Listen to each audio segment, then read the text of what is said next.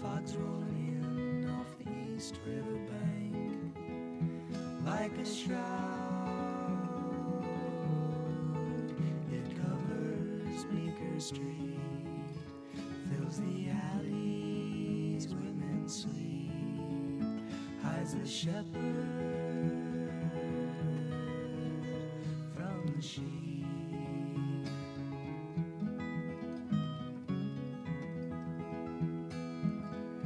Voices leaking from a sad cafe, smiling faces try to understand. I saw a shadow touch a shadow's hand on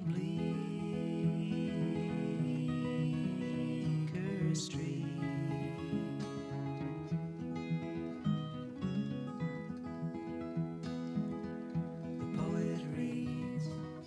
Crooked rhyme, holy, holy is his sacrament. $30 pays your rent on Bleecker Street.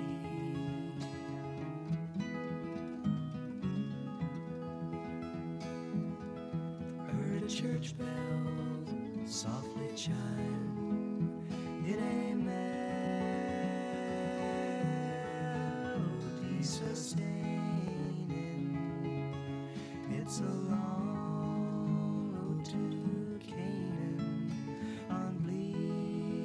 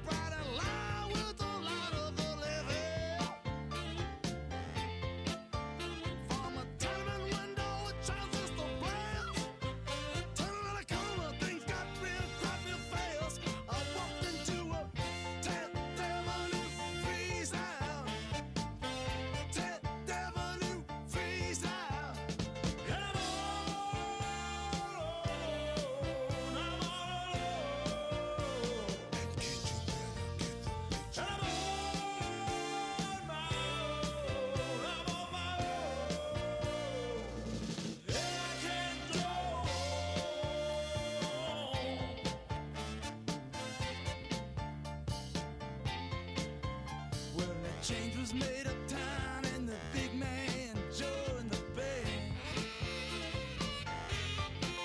From the coastline to the city, all the little brothers ways the house. Well, I'm gonna sit back right easy and laugh. Well, the schooner and the big man plus the city even had a break. Tenth Avenue freestyle. Tenth Avenue freestyle. Tenth Avenue freestyle. Tenth Avenue freestyle. Talk about the Thelma. Ain't nothing but a Thelma. I'm talking about the Thelma. Ain't nothing but a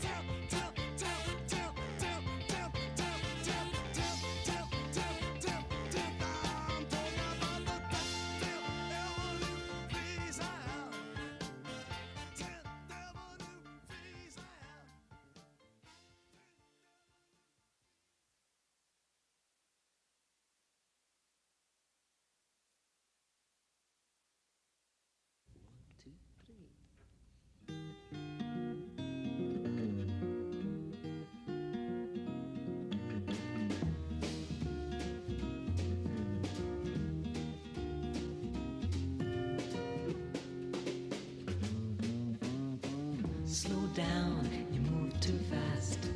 You got to make the morning last. Just kicking down the cobblestones, looking for fun and feeling groovy. Ba-da-da-da-da-da, feeling groovy. Hello lamppost, what you knowin'? I come to watch your flowers growing. Ain't you got no rhymes for me? Do it and do-do, feeling groovy.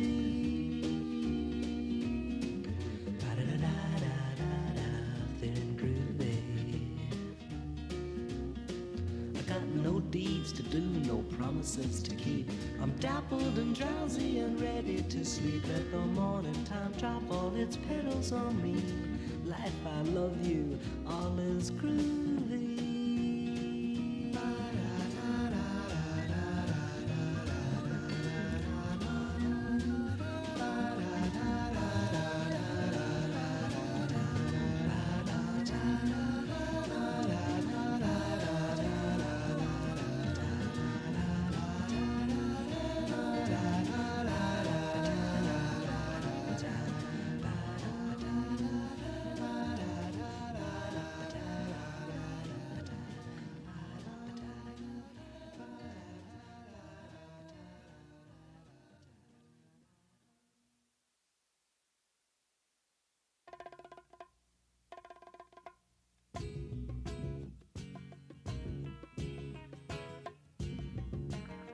Said, brother,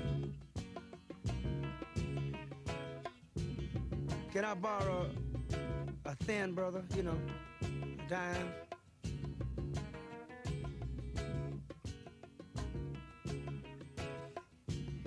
Say, sis. I sure would like to have this old dime for me so I can get this cup of coffee. Cut me a snack or something.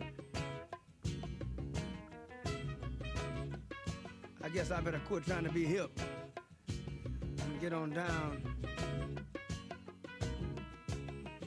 Hey, man, like, you know. I was born in New York City on a Monday. It seems I was out trying to shoot by Tuesday noon. All the bad cats and the bad hats doing me a real big favor. I got the bad cats and the bad hats playing it on real good. There's a dime boy, give me a dime boy. Oh, just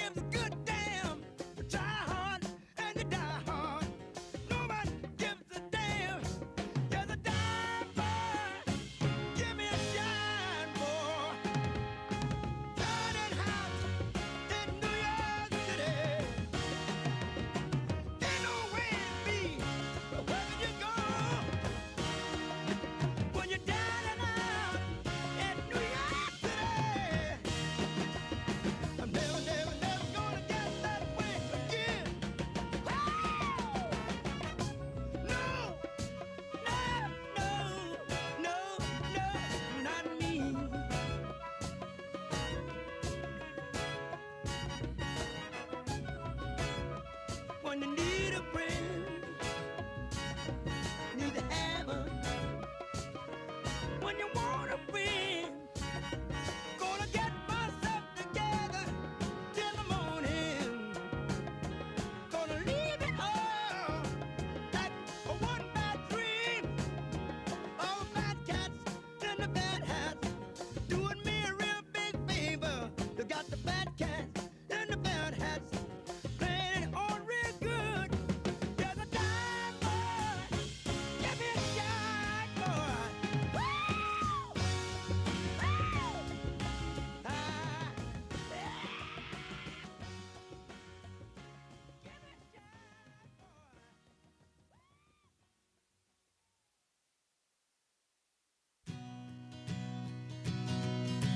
Tom, get your plane right on time. I know you're part of the cold fine. Fly down to Mexico.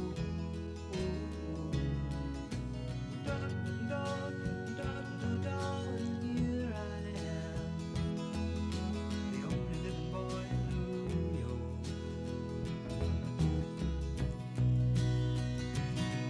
I get the news I need on the weather report.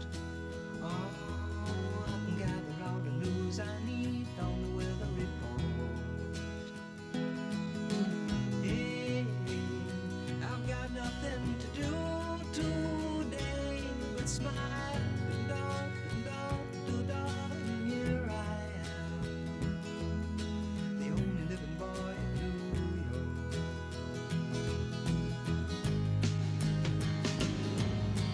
Half of the time we're gone, we don't know where, and we don't know where.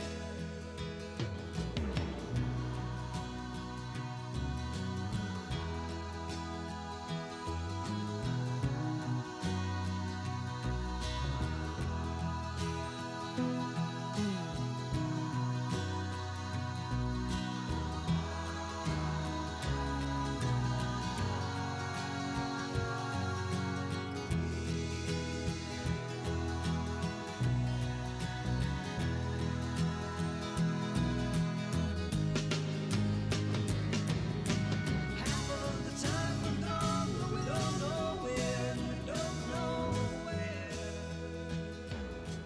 Tom, get your plane right on time.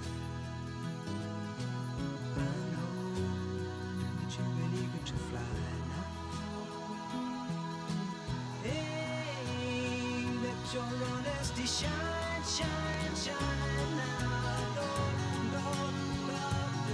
Like it shines on me, the only living boy in New York, the only living boy in New York.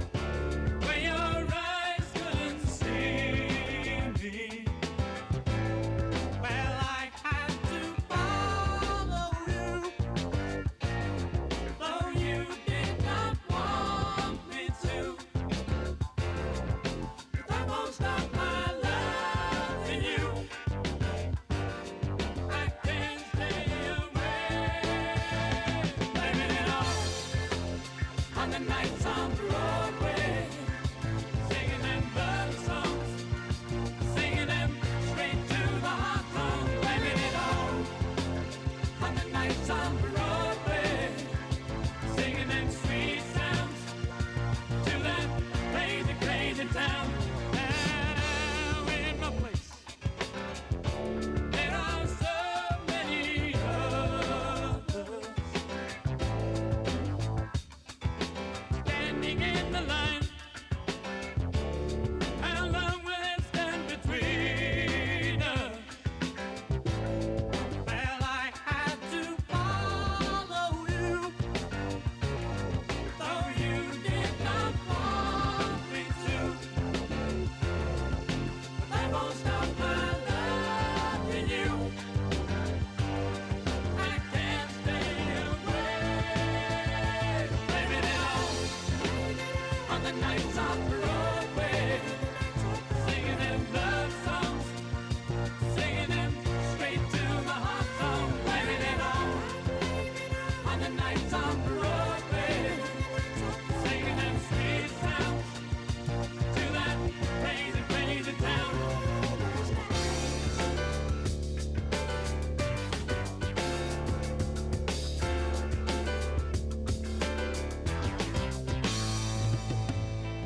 I will wait.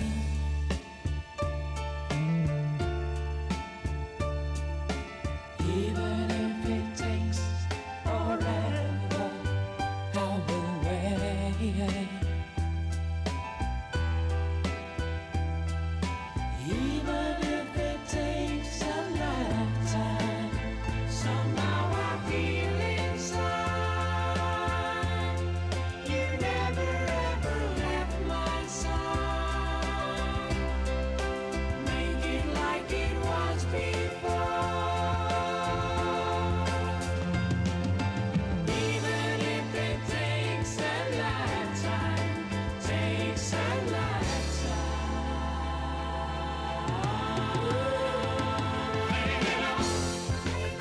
On the nights on Broadway, singing them love songs, singing them straight to the heart song. Blaming it all on the nights on Broadway, singing them sweet sounds to that crazy, crazy town.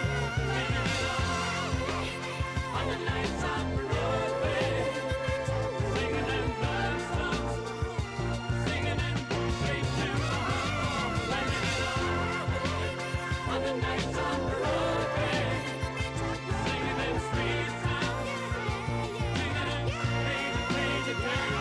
Blaming it all on the nights on Broadway, singing them love songs, singing them straight to the heart song. Blaming it all on the nights on Broadway, singing them sweet sounds.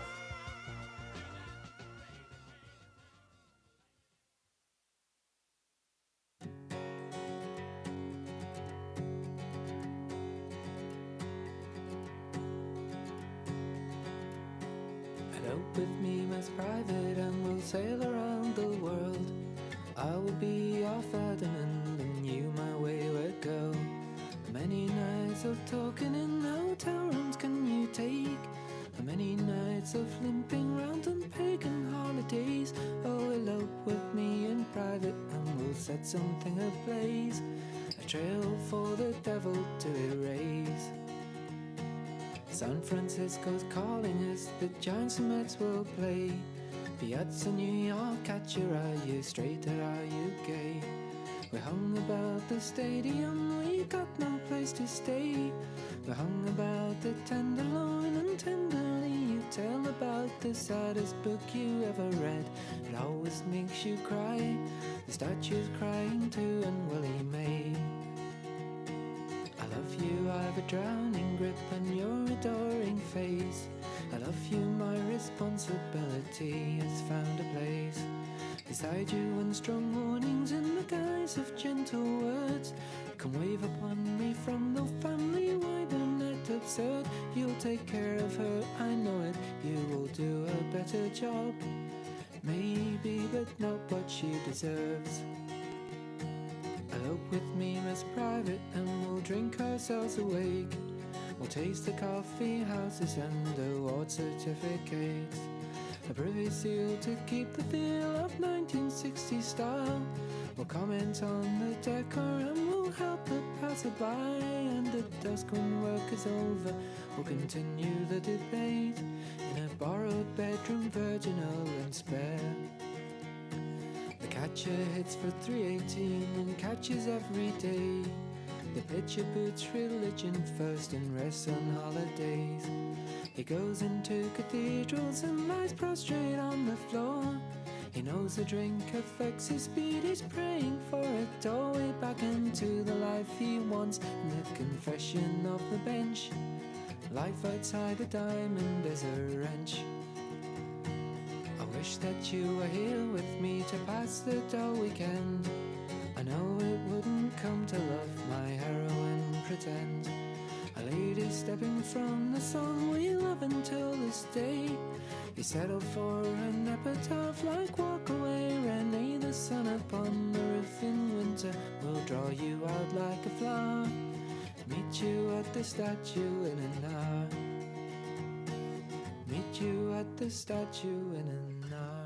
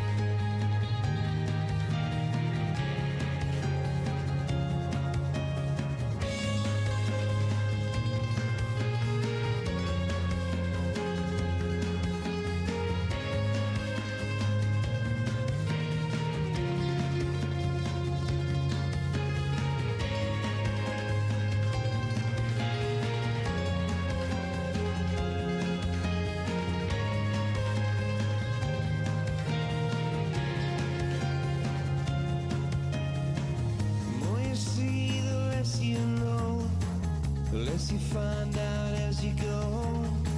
I knew much more then than I do now.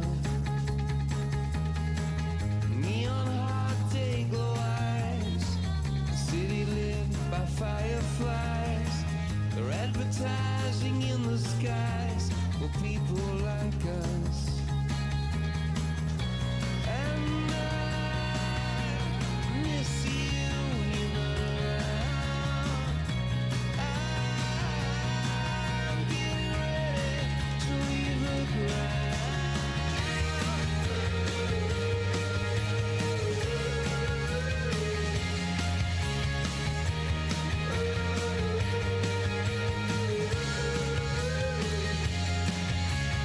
Oh,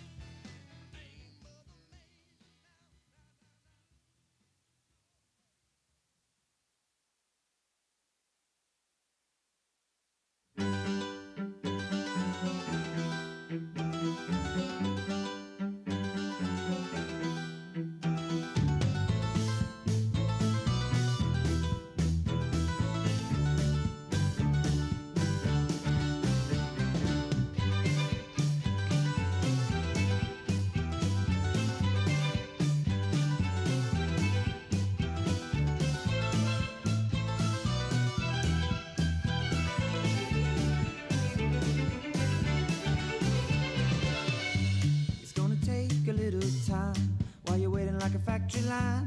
I'll ride across the park, backseat on the 79. Wasted days you come to pass. So go, I know you would not stay. It wasn't true, but anyway, pollination get no cash.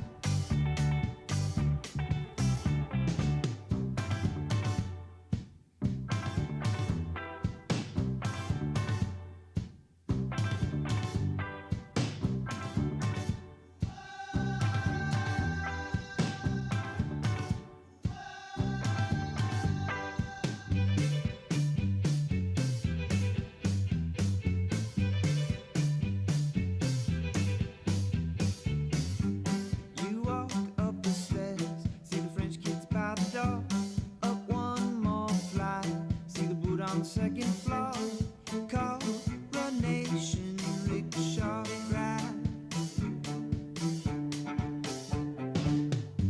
So go, I know you would not stay.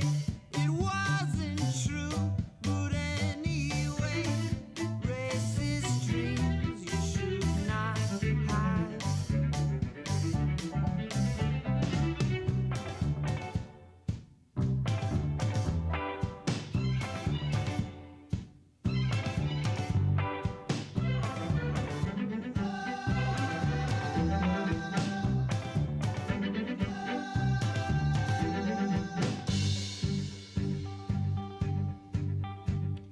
No excuse to be so callous.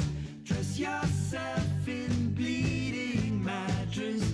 Charm your way across the Khyber Pass. Stay away to break the habit. Singing praise of Jackson Crowder. Watch your step along the arch of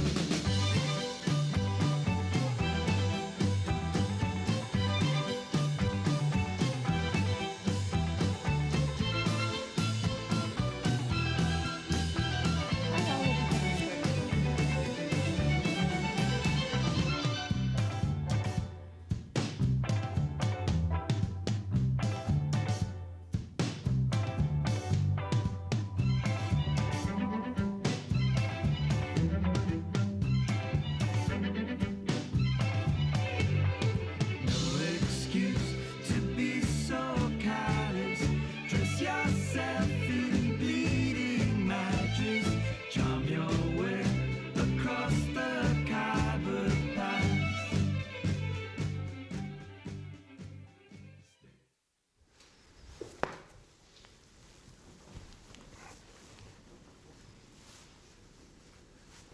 Well, good morning, everyone. So, long night last night for a lot of people, and obviously a truly historic moment for our city, for our country.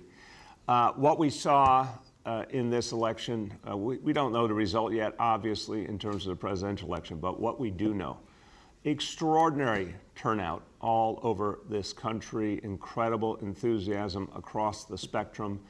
People got engaged, people voted early in record numbers. A lot of really important things happened even before you know the final results. What we do know is people participated and owned it, and that is a very, very good and important sign for the future. So obviously ballots are still being counted. This is the greatest understatement you'll hear today. Ballots are still being counted. They'll be counted for days, maybe even weeks. The election clearly still too close to call on the presidential level and in many other places as well. But what is clear is we had both a huge amount of participation and a clean and fair election all over this city, all over this nation. That is a fact. Thank God Election Day came off very smoothly in the scheme of things, and certainly attribute that in part to the power of early voting. But also a lot of things we worried about around the city, around this country, whether it was interference from foreign nations and hacking or voter suppression efforts, violence. We didn't see any of those things, thank God. We saw a fair, clean election with a huge amount of participation. That's a good thing. Now, we all knew this would be an unprecedented election because it was happening during a pandemic. We knew that there could be lots of reasons people didn't vote, but in fact they did in the end. People voted in so many ways, and as you saw during the counting last night, we've never really dealt with this kind of count before where there's votes the day of the election. That's what we're used to, plus absentee on an unprecedented level. We're not used to that. We're certainly not used to early voting on this kind of level. That's why it's going to take a while to make sense of all this. But the bottom line is to stay calm, to trust that this count can and will be done fairly and cleanly and transparently, to, in fact, believe that the people really have spoken here. Let this process play out. And I urge everyone, if you have something you want to say it peacefully, say it calmly, because we got a lot more to go here before we know the absolute final results. Now, New Yorkers showed up, and the votes are just in many ways beginning to be counted in this city because there's so many absentee ballots, but we do know New Yorkers showed up already. We know that between the 1.1 million who voted in early voting and then the 1.2 million who showed up in person yesterday, 2.3 million already, and then hundreds of thousands of absentee ballots more to be counted. So tremendous showing here in the city. And I want to turn now to our Deputy Mayor, Phil Thompson. He and his team, everyone at Democracy NYC, all the Election Day voting observers, a great effort was made to get people engaged, turn them out to vote, make sure the vote went safely. I want you to get an update now from the man who led this effort on behalf of the people of the city, Deputy Mayor Phil Thompson. Thank you, Mr. Mayor. And as you said, yesterday was a great day in New York City, and 1.1 million people voted early.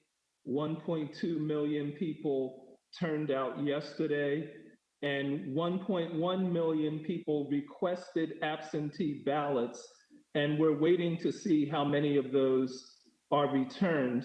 But yesterday could equal or surpass the highest turnout we've ever had in a presidential election in New York City. And this is during the pandemic, which meant that people, had to take extra precautions, and folks turned out. It shows how much New Yorkers care about our democracy, as you said, sir.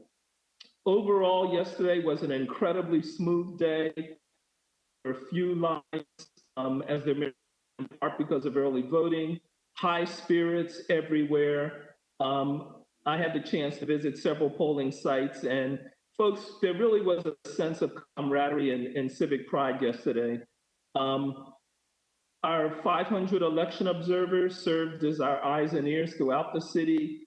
There were over 150 interpreters who provided language assistance at poll sites, and there were many thousands of poll workers, all of whom did a great job for making sure everyone was able to cast their ballots safely and make their voices heard. So this is what democracy is all about, and New Yorkers, have a lot to be proud for today.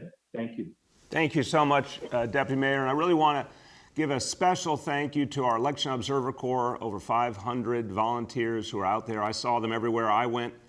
I was up in Washington Heights, I was in South Ozone Park, I was in Crown Heights, and our observers were out there really reassuring people that there would be nothing done that would interfere with the vote. Thank you to all the election observers. Thank you to all the poll workers, such good people who worked a really, really long day, kept their spirits high. A lot of enthusiasm among the poll workers because they knew they were helping to make history by facilitating everyone's right to vote. So to everyone who was out there, to NYPD school safety who were out there protecting people's rights to vote, to the interpreters who are out there helping people get the language services they need, a lot of people really made this a great day for democracy and for this city. So thank you to all, and thank you, Deputy Mayor, and your team for the great effort.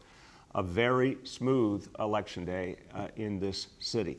Now, I want to say a couple of the results locally. Obviously, a lot is still being looked at, but I want to offer my congratulations to the Working Families Party, an organization I've worked closely with for decades now. a very clear vote of confidence in the Working Families Party in the results yesterday, and they will continue to be a major progressive presence in the state. Also, across the river, want to thank our neighbors and congratulate our neighbors in New Jersey. They did something really important and something New York State needs to do. They legalized marijuana. Now, this is something I believe in. It has to be done the right way in New York. It has to be done in a way that's safe and that empowers communities who often have suffered from the wrong kind of laws in the past. But here's an opportunity to do the right thing. We see it in New Jersey. Now it's time for New York State to do it. Legalize marijuana the right way. Also, by the way, at a point where we need resources so we can serve people and provide such crucial services, this would be a big economic boost and bring in revenue we need. So hopefully that will soon be coming in this state as well. But look, as we wait to see the results of this election, here's what we do know for sure. The results are going to have a huge impact on New York either way. We don't know what's going to happen yet with the presidency. As someone who supports Joe Biden and Kamala Harris, I'm very optimistic at this moment, but we don't know yet the results. We don't know the results yet for the U.S. Senate. As a Democrat, I can say I'm not seeing everything I hope to see, but there is still a lot out there. We do know there's going to be a Democratic House of Representatives.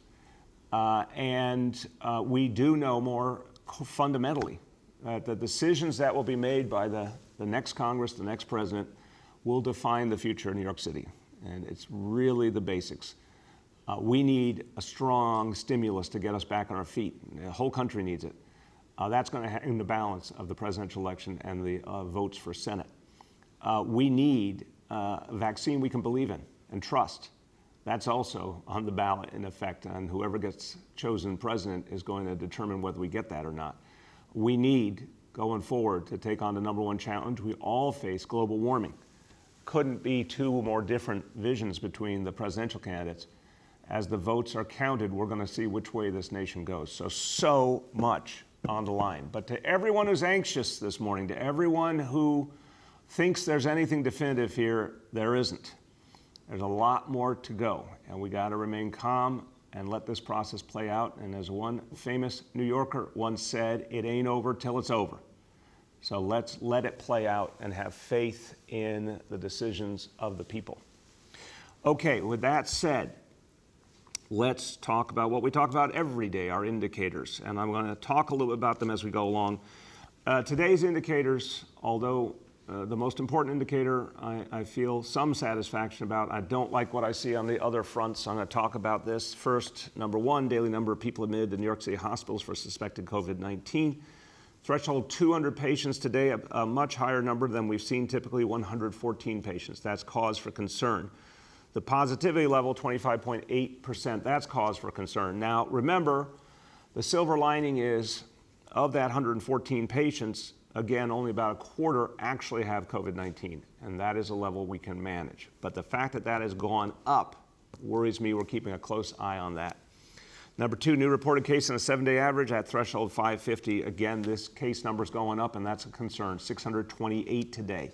Some of that explained by the hotspots in Brooklyn and Queens. Some of that explained by a greatly expanded testing, because testing is now on a much higher level. We're now up to the ability to do over 75,000 tests a day in New York City. It's the highest we've been throughout this entire pandemic. So you're going to have more positives if you do more testing. Still, that number is worrisome. And now, most importantly, percentage of people who tested citywide positive for COVID-19, threshold 5%. Today's report, the daily report, 1.54%. That's not bad. 7-day rolling average, 1.74%. Again, that's sort of been lately the new normal. That range, 1.7, 1.8, 1.9%. Not where we want to be. We want to get lower. But to the extent we stabilize around that level, that's something that we can handle for now. But again, that's not where we want to be for the long term. We're going to have to really buckle down to push that number back down. Okay, a few words about the election in Spanish. La elección más importante de nuestras vidas, en medio de una pandemia, aún no ha terminado. Todos los votos se van a seguir contados durante días o semanas. Y debemos tener paciencia y mucha fe.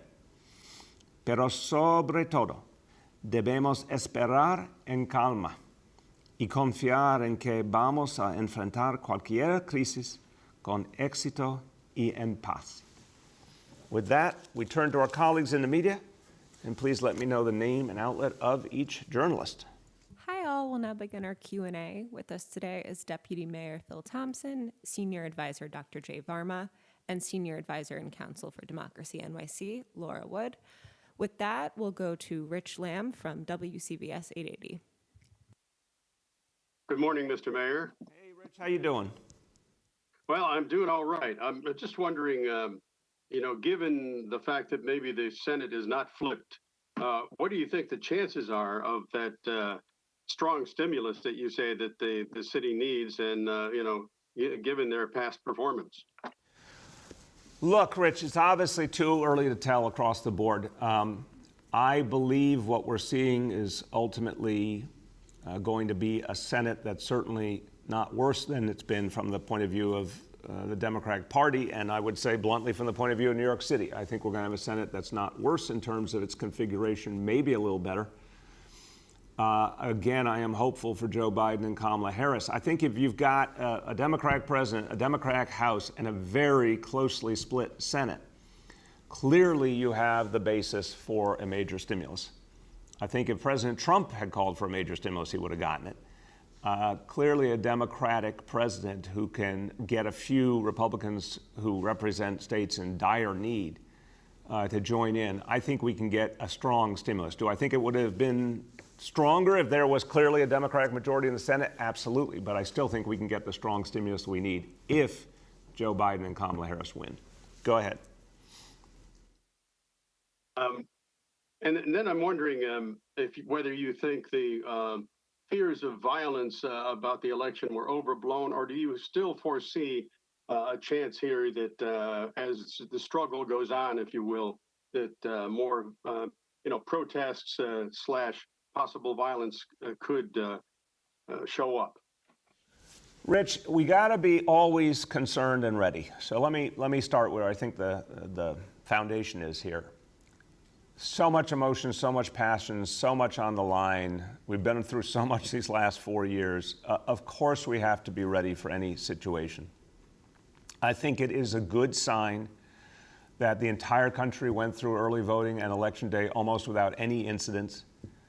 I think it's a good sign that people are seeing a vote process take place, in a very transparent fashion, where there's lots of information out there about what was happening with early voting as it was happening, what yesterday looked like, the absentee ballots coming in. I think for anyone, the president or anyone else, to be suggesting fraud is absolutely illegitimate and unfair. And that's the thing that obviously worry about could spark people to negative actions or to act out in some way.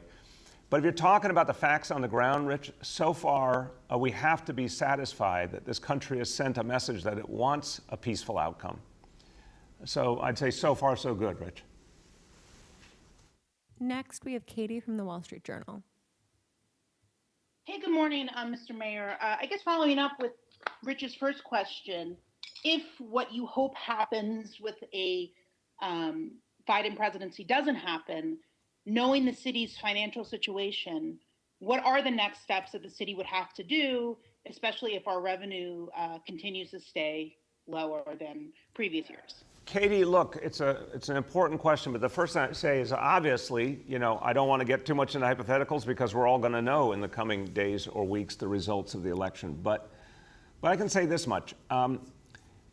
Even if President Trump were to prevail, I think there'll be huge pressure on him to do some kind of stimulus. I don't think the country could possibly recover without it. So I think there is a question of degree here. But that said, the president's been mercurial, to say the least, on the question of stimulus.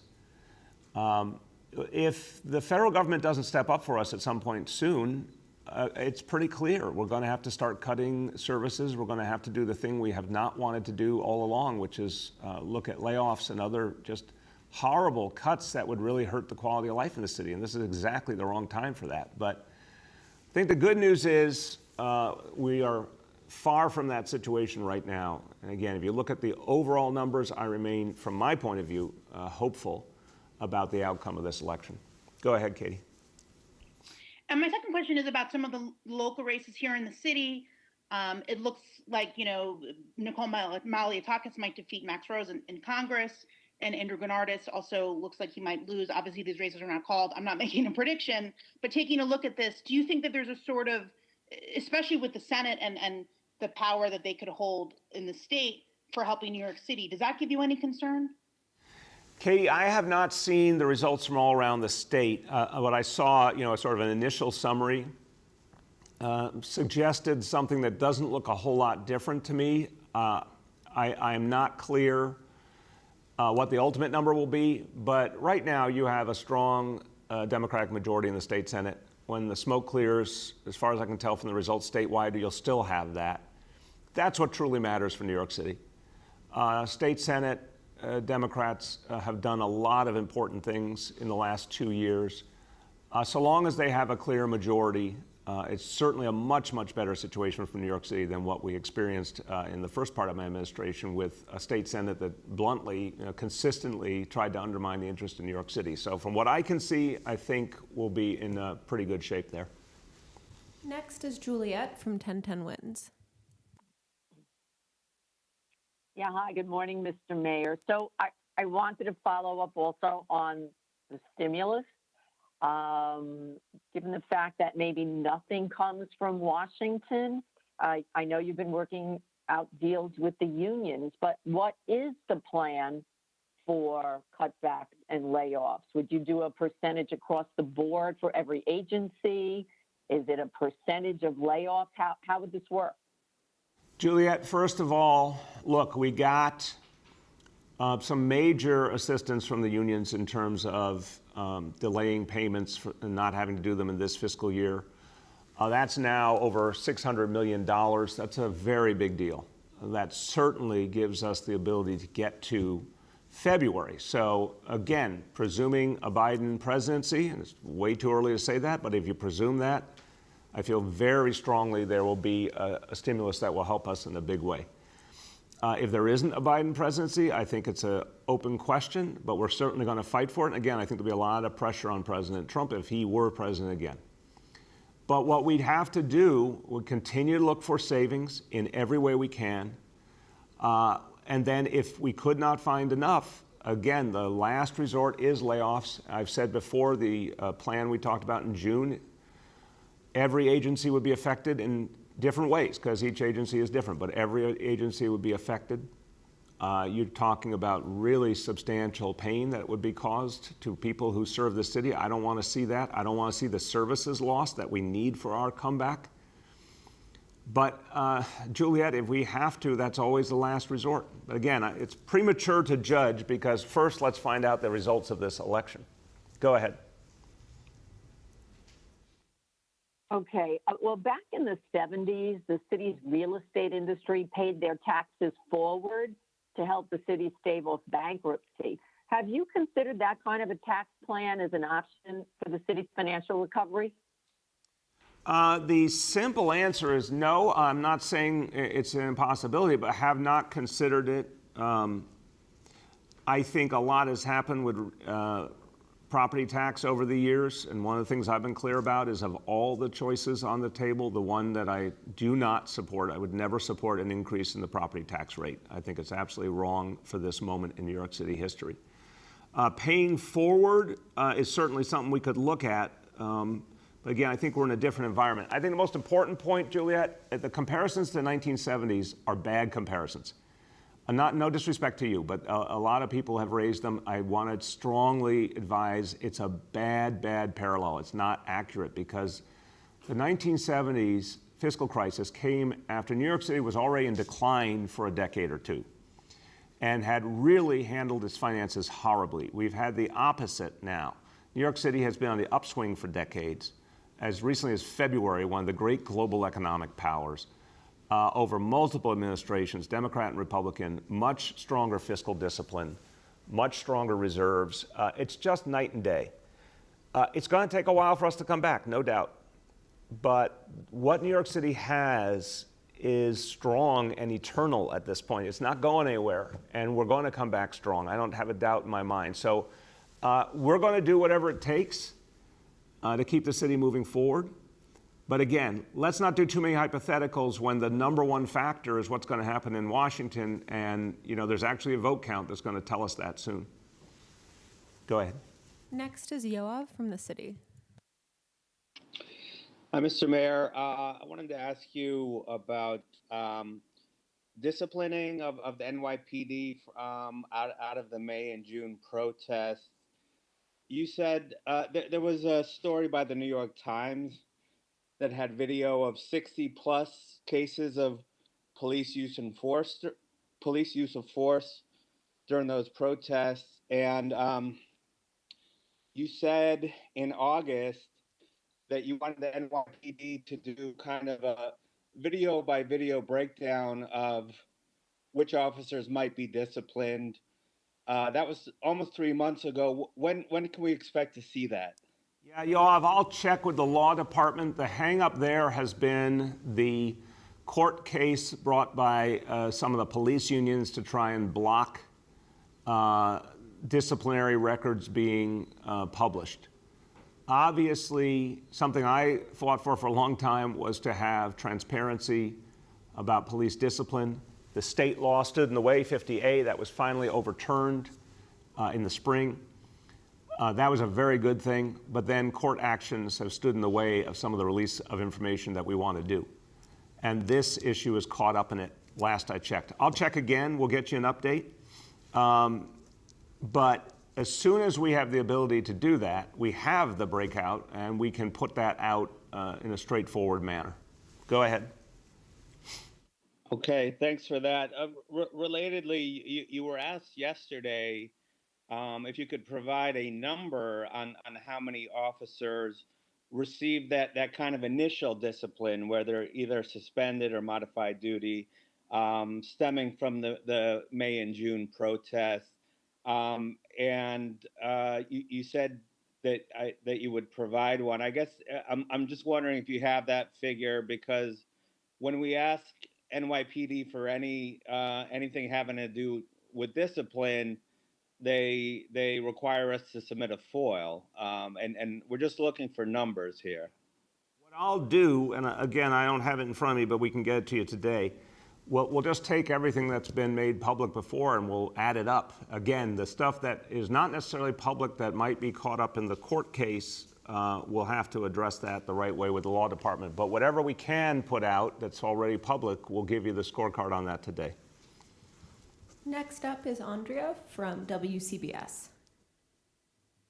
Good morning. I want to go back to the stimulus question, Mr. Mayor, and I know you said you didn't want to do hypotheticals, but I know with the COVID situation, there were a lot of scenarios that were run in terms of how to deal with it. So in terms of the economic recovery, is there a situation where the city can recover without federal assistance? Is that something that you all have considered? Andrea, I would say it this simply. Without federal assistance, you're talking about a much longer, slower recovery. It makes no sense to have the nation's largest city, one of the most vibrant parts of the American economy, such an important place for this whole country. It makes no sense to have us have to struggle our way through without help. This has not been what we know in our history. In the Great Depression, the federal government came to the aid of New York City, helped us back on our feet. We helped lead the national recovery. Even in the 70s, the state of New York stepped up and helped save New York City. The notion of us having to go it alone, it just makes no sense. It's not good for the state, it's not good for the country. But if there isn't support for New York City, we'll come back anyway. It'll just take longer and it'll be harder without federal support. Go ahead. Okay, and another question about the election. Due to retirements and then one defeat, the New York City delegation doesn't have as much seniority in Congress. Is that something that concerns you as well, especially during this time? Sure. I mean, look, the democratic process is what matters here, and the people made their choices. But as you said, also retirements on top of that. But in the end, seniority in Washington does matter. We had some people in really powerful positions, particularly on the Appropriations Committee. looking out for our interests. We're not going to have as much there now. That pales, of course, in comparison to having a Democratic president. So if the net of this election is a Democratic president, a Senate that's the same as it is now, or maybe 1 or 2 seats better for the Democratic Party, and a Democratic House, I mean, that's a far, far superior situation to what we had before. And in that context, the seniority issue does not loom as large. So again, the most important piece of the equation is what we're waiting on now. Next is Nolan from the Post. Hello, is this working? Yes, it is working. You have to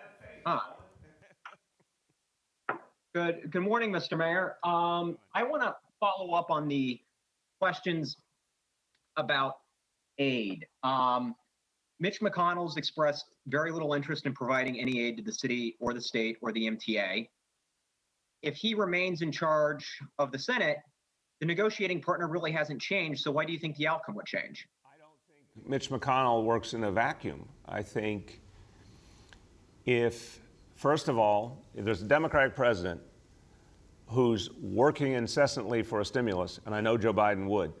Second, a Democratic president who was a member of the U.S. Senate and really understands how to move that body and come up with, a solution that'll work. Third, now let's look ahead to 2022 when the Republican senator is up for re-election. Guarantee there are going to be some who will be deeply concerned about a stimulus for their states because, they're on the line now. It's going to be their responsibility. There's clearly a context. I'm not saying this, Nolan, to be falsely optimistic. I'm saying it because I think there's a path. It's not as good a path as if there had been a Democratic Senate, but there's absolutely a path. Go ahead.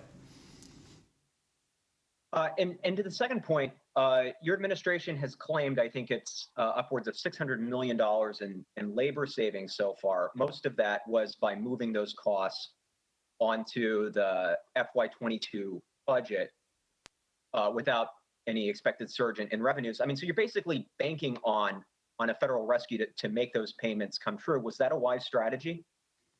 Look, the notion of keeping our services strong so we could recover absolutely is as wise as it gets. I mean, first of all, the way we come back is through investment, not austerity. Let's be 100% clear. Austerity as an approach has failed everywhere, just across the board. The way you come back, it's amazing, it's 90 years later, but we're still learning the lessons of Franklin Delano Roosevelt and the New Deal. You come back through investment. And so having city services be strong so that people are ready to invest in a city and keep rebuilding this city, that's the essence. Also, think about those thousands or even tens of thousands of city workers and their families who are depending on their jobs for their livelihood. I don't want to take that away from people. So bridging us to next year to see if we could get the kind of federal support that by any normal equation should happen, I think it's actually absolutely the right thing to do. We have time for 2 more. First is Michael from the Daily News. Good morning, Mr. Mayor. Hey, Michael, how you been? I'm good.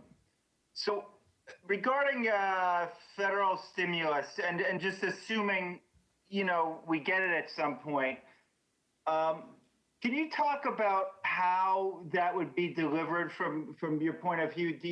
Is there concern, what I'm getting at here, is there concern that a stimulus wouldn't come directly to the city, that it would pass through the state and, the governor would have control over that before it got to the city? I was wondering if you could kind of just get into how that works mechanically.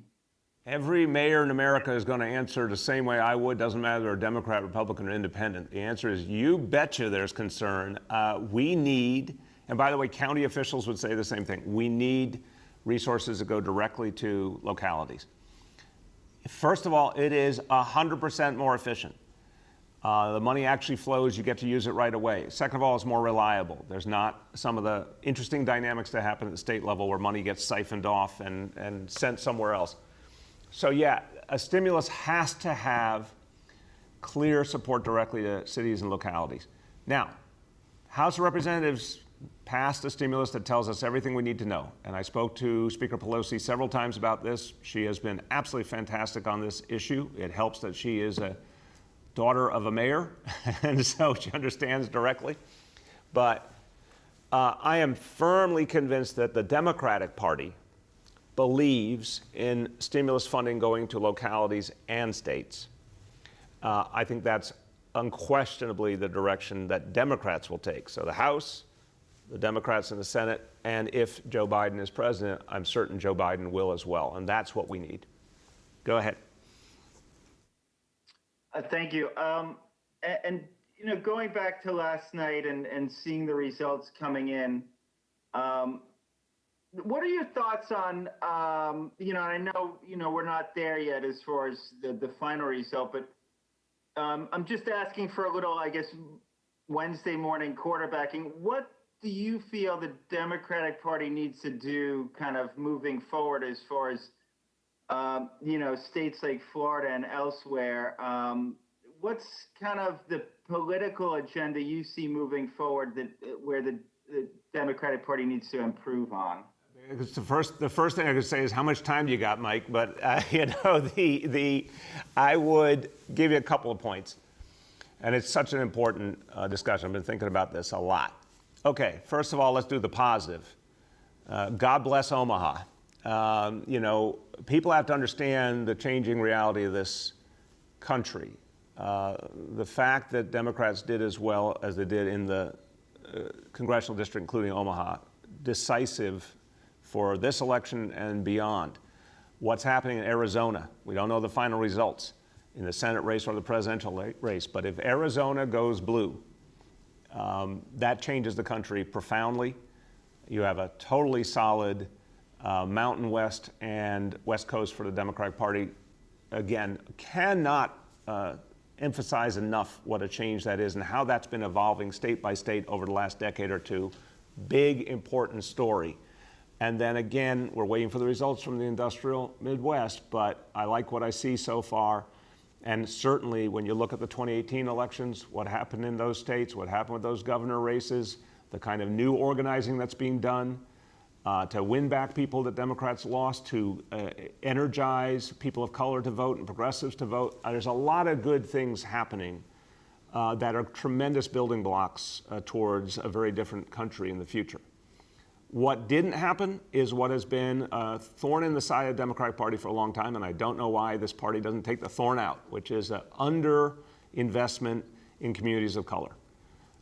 Everyone's talking about Dade County, Florida. That's the obvious example. I was down there campaigning for Andrew Gillum a couple of years ago, and there's a huge potential black vote and Democratic Latino vote. It was not focused on sufficiently and invested in insufficiently. That's a problem. And just continuing to underinvest in black and Latino media buys and grassroots organizing. So we'll see what happens in Arizona, but I think Maricopa County is going to be the example to us all, most likely, just like Clark County, Nevada was before that, of what real grassroots organizing looks like, reaching people of color, reaching working class people across the ethnic spectrum, actually turning people out. That's the future. So that's where the Democratic Party has to do a lot better still. Last, we'll go to Henry from Bloomberg. Thank you, Mr. Mayor. How are you doing today? I'm doing well, Henry. How about you? I'm doing okay. Didn't get too much sleep, but I'm hanging in there. All right. Mr. Mayor, I want to ask you a question about the message of the Democratic Party and how that may have led to results that are disappointing to people who are hoping for a Democratic Senate. The defund police, the emphasis on the right to protest and not on the right to protect property, the failure to answer the allegations of President Trump when he kind of assumed the mantle of the law and order candidate without a real response that was forceful. Do you think that that may have suppressed the Democratic vote?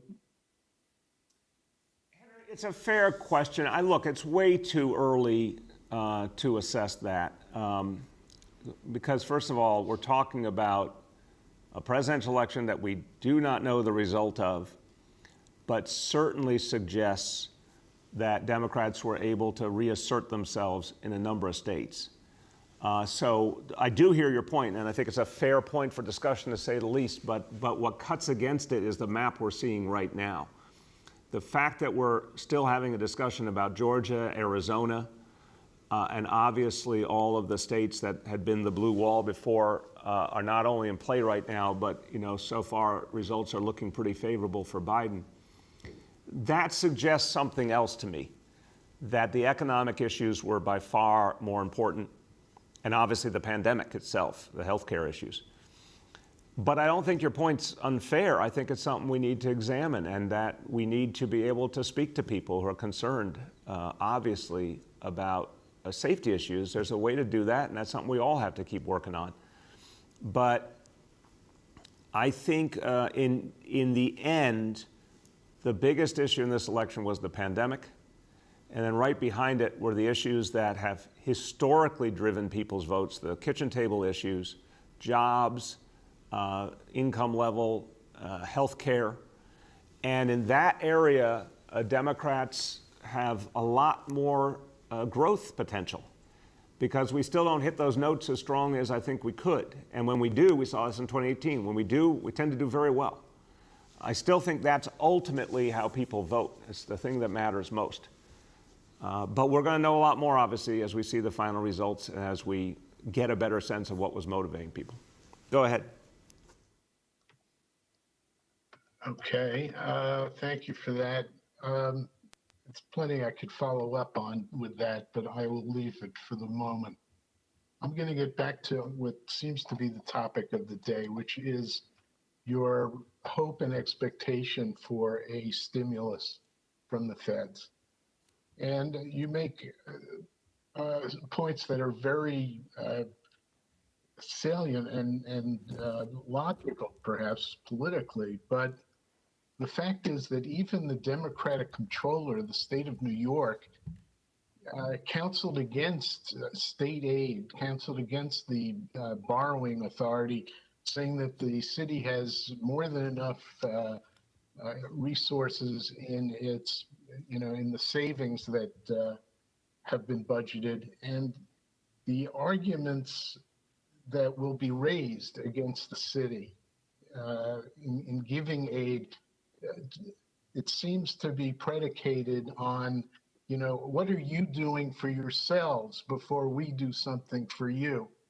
And I'm just wondering whether you've considered some kind, and I'm not talking about austerity, but some kind of savings, including taking into account, let's say, attrition instead of threatening layoffs, that might strengthen your argument or your position with people who are resisting aid to New York. So, Henry, I'll try and make this quick and simple. I mean, right now, I think everything with Albany is an abstraction.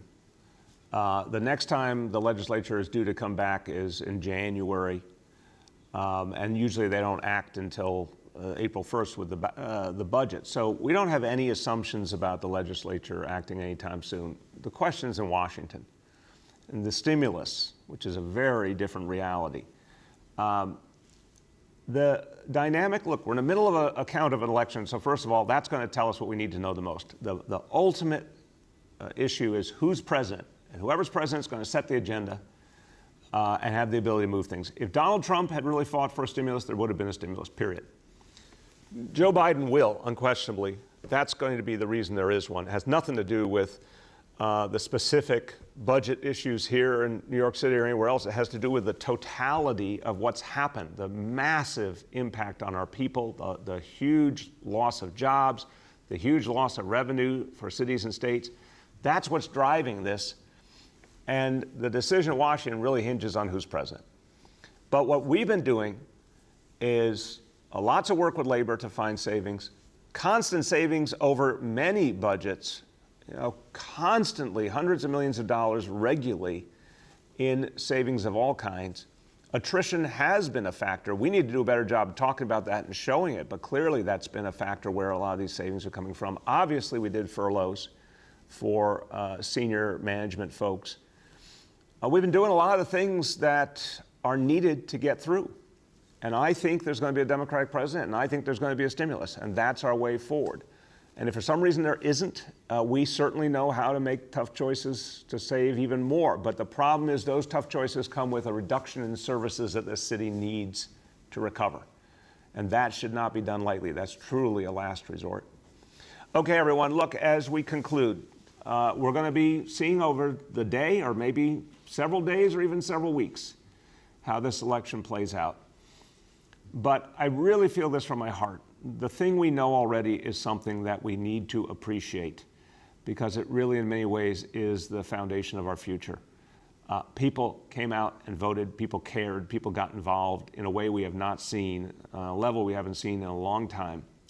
That's actually what matters for our future, our democracy that was threatened a lot during the last 4 years. Democracy is actually alive and well.